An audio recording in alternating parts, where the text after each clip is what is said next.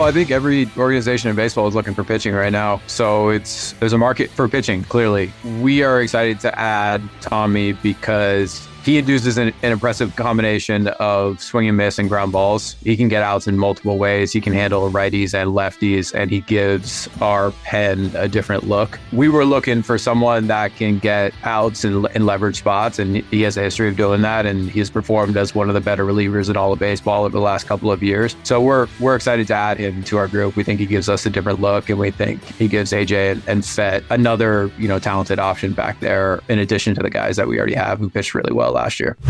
Hello and welcome to a special bonus episode of the Days of Roar podcast. I'm Tigers beat writer Evan Petzold, and I'm joined, as always, by Mark Gorash. It's Wednesday, January 29th, and you've just heard from Detroit Tigers President of Baseball Operations Scott Harris about the Tigers signing right-handed reliever Tommy Kahnle to a one-year, $7.75 million contract, adding him to the bullpen for the 2025 season. The Tigers have now signed 3 players via free agency this offseason. Right-hander Alex Cobb for 1 year, $15 million. Second baseman Gleyber Torres for 1 year, $15 million. And right-handed reliever Tommy Kahnle for 1 year, $7.75 million. Mark, we were actually talking on the phone about our plans for our weekly Days of Roar podcast, which drops every Monday, when the Kahnle signing happened. I said, I gotta go. The Tigers are signing Tommy Kahnle. And then I hung up the phone and got to work. When I said those words, what was your immediate reaction when you heard the Tigers are signing Tommy Kahnle? I like it. I like any time you can sign a player that actual World Series contending teams have used in leverage in the playoffs in the previous year, and they've done well. How could you not like it? It's got a specialty pitch. It's got a high whiff rate. He brings a lot to the table as far as experience. And I'd like to remind everybody, when we spoke to Matt Vierling a couple of weeks ago, he emphasized how valuable the in the locker room portion of what guys like Mark Canha and Gio Urshela brought to the table. And I get the feeling Tommy Kahnle brings similar types of experience to the room, besides being damn good. That's the big thing, is he's really good. He's a high leverage reliever. But you're right. Behind the scenes, I've heard some great things. Like, he drinks Red Bull before, every game day or whatever. And he, wears his heart on his sleeve with his emotions on the field. Like, he's not afraid to show those. And he's a hilarious teammate from what I've been told. So he definitely fits what the Tigers have brewing in that clubhouse from a chemistry standpoint.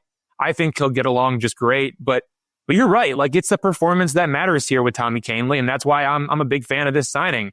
And this is a guy who is a right-handed reliever, 35 years old, 10-year MLB veteran. He's a been there, done that kind of guy. He's never been a full-time closer, only 8 saves in his career, but he's pitched in high leverage. And you go and you look at exactly what he did last season. It was a 2.11 ERA with 19 walks and 46 strikeouts across 42 and 2/3 innings in 50 relief appearances for the New York Yankees. That's what he did in 2024. He ranked elite in whiff rate at 36%. And above average in strikeout rate at 25.7%. But he did rank below average in walk rate at 10.6%. Also, he had an elite 59.8% ground ball rate. So he misses bats. He keeps the ball on the ground. I'm a little bit concerned about that walk rate. He's been in double digits, the past 2 years from a walk rate standpoint. That's not what I love to see, but we brought this up on the podcast before too. Like, the Dodgers just went out and signed 2 guys with high walk rates and they miss bats. So, should we really be knocking the Tigers for signing a guy like Tommy Kahnle who can be wild at times? I mean, maybe not now. We don't knock him for it, but maybe we knock him for it, in the season when Tommy Kahnle goes through a rough patch with some walks. So there are some positives. There are some negatives, but I think the positives here definitely outweigh the negatives. You mentioned the specialty pitch. Kahnle threw 4 pitch types last season. 73% changeups, 19% four-seam fastballs, 6% sliders, and 2% sinkers. That's right. He threw more than 70% changeups last season. The fastball averages right around 94, 95 miles an hour. And his changeup, that whiff rate is pushing 40%. It was a 38.9% whiff rate last season on the changeup. It is a real bat misser. Another thing that's good about Tommy Kahnle, you want to add this to the positives. He thrives against both right-handed and left-handed hitters. You go back to what happened last year. Righties hit .213 with a .684 OPS. and then lefties hit 169 with a 575 OPS. So he's performed well against righties and against lefties. He's got a dynamite changeup. The fastball velo, it's 94, 95. He keeps the ball on the ground. He misses bats. The only real knock against him from a performance standpoint is the walks can be a little bit much at times. And it's kind of what I remember of, it reminds me a little bit of like a Gregory Soto or an Alex Lang. Like, it was tough to put up with that from a walk rate standpoint. And if Tommy Kahnle is at, 10, 11% walk rate, pushing a 12% walk rate, that's going to be a concern during the season. So that's the only real negative that I have there on Tommy Kahnle. But all in all, I like this signing, especially from a performance standpoint. All right. Let's bring up how he fits into the, Chris Fetter, Robin Lund type of pitcher. So look, first of all, going to a ballpark for 81 games, that's an improvement on Yankee Stadium. That's going to help him, right? B, favorite pitch of Chris Fetter, changeup. Likes for all of his guys, especially relievers, to have a changeup. Also, they have demonstrated the capacity to improve people's fastballs. I would expect in spring training they'll work on that a little bit to see if they can improve Kahnle's fastball a little bit, kind of pedestrian. It would really help them if they could improve it a little bit. And at one point in time, if people remember when Tommy Kahnle was in a different iteration of Tommy Kahnle prior to the excessive changeup use, he had a pretty damn good fastball for the Chicago White Sox. So once upon a time, it's not like he doesn't know how to use it. The question I got for you, Ev, is how does this line up? They got quite a formidable group of 5 right-handed relievers now, all of whom have pitched in leverage. So why don't we go over that? Yeah, a lot of relievers who have pitched in leverage. That's a really good sign. Tommy Kahnle, he joins Jason Foley, Tyler Holton, Bo Brisky, and Will Vest as locks for the bullpen on the 2025 opening day roster. The 3 other spots are going to be up for grabs. Here's what stands out to me when you talk about all 5 of those players. Tommy Kahnle ranked first last year among that group with a 36% whiff rate, followed by Tyler Holton at 24.5, Will Vest at 24.3, Bo Brisky at 23.9, and Jason Foley at 22.3. So it's not even close. Like Tommy Kahnle is at a 36% whiff rate, and the next highest guy on that list of 5 high leverage relievers is Tyler Holton at 24.5. 24.5 to 36% is a massive jump. And that's why this deal makes so much sense for the Tigers. And that's why this fit is perfect, because the Tigers needed somebody who could come in and miss some bats as a high leverage reliever. Tommy Kahnle has maintained at least a 30% whiff rate in each of the past 3 seasons. A lot of that's because of his nasty changeups. I mean, it's one of the best in baseball, limited hitters to a 157 batting average last season. And like I said, it generated a 38.9% whiff rate last season. The changeup's really good. It allows him to miss bats, but Tommy Kahnle misses bats like nobody else in this Tigers bullpen. And that gives him the open door to be the closer. Like, I don't think that there is another pitcher more qualified to be the closer of the Detroit Tigers than Tommy Kahnle, which makes this interesting because remember, the Tigers showed interest in other free agents. Carlos Estevez, Kenley Jansen, Kyle Finnegan. All of those guys are established closers. They have been full-time closers and they've racked up saves throughout their careers. Tommy Kahnle has not done that. Only 8 saves in his career. So he's never worked as a full-time closer, not like Estevez or Jansen or Finnegan. So he's a little bit different in that sense, but I do think that he is equipped to handle a closer role even without having closer experience because of the fact that he does a couple of things really well. A few things, actually. Righties and lefties, no problem. Keeps the ball on the ground, you bet. Misses bats, no doubt about it.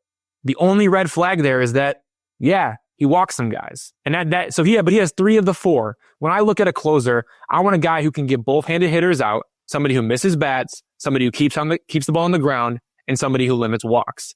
And Tommy Kahnle does 3 of those 4 things. To me, among that group, Tommy Kahnle is the best closer the Tigers have, even though he's never been a closer. Mark, you think so? I think actually, based upon pitching chaos and how much it was embraced by AJ Hinch and his staff, wouldn't shock me if that's pretty much how they decide who's closing this year. I think you could see actually a rotation based upon, who's throwing well, plus where they are in the lineup.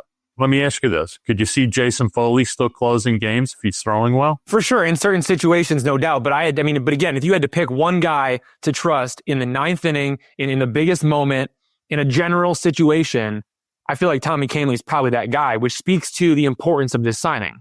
I'm going to disagree with you because, again, could you see Foley closing? Sure. Could you see Brisky closing? I did. I didn't see him closing against the Cleveland Guardians in the ALDS. Well, you could see Brisky closing. You could see Holton closing from time to time. So I think there's a lot of choices there. Okay. I also think it becomes very interesting to see how Kenta Maeda shows in spring training. Obviously, the plan for him is to be a reliever, and it might be a decent plan if the fastball split combo is really good. If it's not really good, they're going to eat $10 million on Kenta Maeda, and he won't be a part of the Detroit Tigers because, to be really honest with you, they don't need him. I'm going to push back on that a little bit because I think Scott Harris is going to try to get Kenta Maeda back into a starter role. That's kind of been the thought process in the offseason is get this guy built up, get him ready to go, bring him to camp as a starter, and see if they can get him back to being a starter. Let's not forget Kenta Maeda, as of 2 years ago, was an effective starter, and they signed him to be a starter, and they're paying him $10 million. And if not, then he falls back into the bullpen. I think they're going to give Kenta Maeda some runway to see if he can be a starter again in 2025. But yeah, there are 3 bullpen spots still up for grabs. Like I said, you have Tommy Kahnle, Jason Foley, Tyler Holton, Will Vest, Bo Brisky, all locked in. Who are the other 3 names? For me right now, I have Sean Gunther, Brant Herter, and Kenta Maeda. But there's going to be a lot to figure out here in spring training as those final 3 spots are up for grabs. I think Brendan Hanafy was shockingly good last year. And to write him off, I think Hinch really, really liked him. Got a turbo sinker and was really, really reliable last year. So writing him off, probably a mistake. I'm not writing off Brendan Hanafy, nor am I disrespecting him, but you can only have so many guys. Correct, which is why I think Kenta Maeda is going to have to show pretty well or they're going to eat his $10 million, whether Scott likes that idea or not. This is much more serious about winning this year, and the idea that Kenta Maeda is going to be in the starter mix and have to compete with Cater Montero, Casey Mize, Matt Manning, Brant Herter. It's a tough road for a 37-year-old guy that was, frankly, one of the worst pitchers in baseball last year. So he's going to have to show early, show well, or they'll just move on because they don't have time to mess around. I think we're also forgetting that decent chance that Matt Manning becomes a reliever. You also have Tyler Madison. You also have a rehabbing Alex Lang, who I think they will take their time with, build up his arm strength, let him polish his pitch arsenal, and, sometime mid-May, June, if he's throwing well, he'll be considered in the mix also. And it wasn't too long ago when Alex Lang was pretty damn good. I think he was an all-star. Tigers have some depth to their pitching and especially their bullpen. It was a very, very underrated part of their success last year. Was, I think, the second or best bullpen in the American League post All-Star break, and it isn't worse now. Alex Lang, never an All-Star, but probably could have been in 2022 and 2023, especially 2023 when he had 26 saves. He's a guy who's been there, done that in the closer role, but got to command the pitches, has to come back from the injury. But again, yeah, he's a dark horse to really help out the bullpen too at some point in 2025. We also need to talk about free agent third baseman Alex Bregman. I heard the Tigers were considering one of 2 options.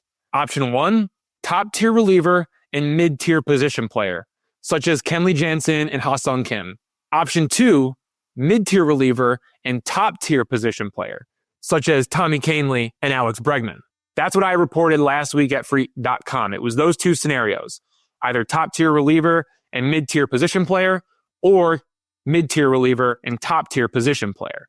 So considering that, I think the Tigers are definitely still in the mix for Alex Bregman. I haven't heard that directly, but I'm going to assume that is the case until I hear otherwise. And if I hear something concrete about Bregman's market, as always, I'll report it when I can.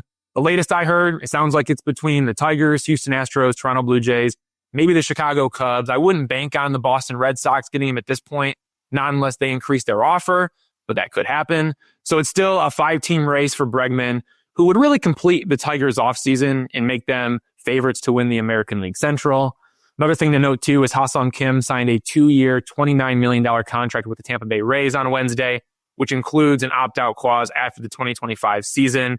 The Tigers showed some level of interest in him, especially earlier in the offseason. So that is another notable position player off the board who fits what the Tigers need. If it's not Alex Bregman, and we already know it's not Pete Alonso, then what's left? You sign Randall Grichuk to play the outfield and Matt Vierling plays third base?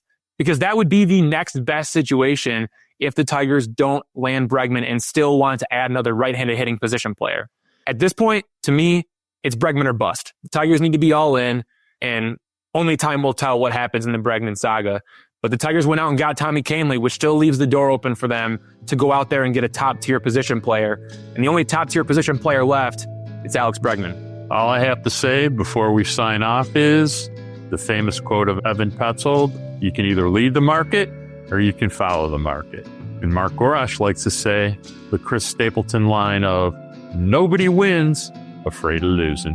All right, that's all we have for this Days of Roar special bonus episode about the Tigers signing Tommy Kahnle. As always, please like, rate, share, and subscribe wherever you listen to podcasts. And special thanks to our producer, Robin Chan, for making this happen. We will be back with you on Monday for our regular episode. And who knows, maybe we'll be back before then to talk about Alex Bregman and the Tigers. But for now, go in peace.